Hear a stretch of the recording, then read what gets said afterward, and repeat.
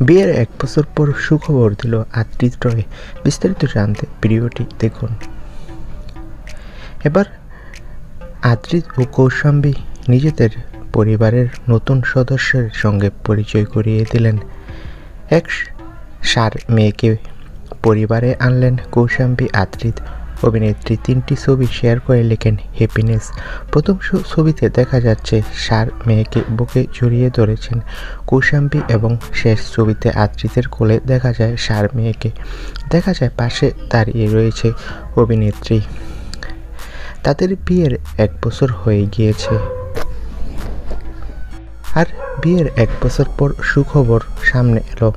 এবার নাকি মা হতে চলেছে কৌশাম্বী আর বাবা হতে চলেছে আদ্রিত রয়।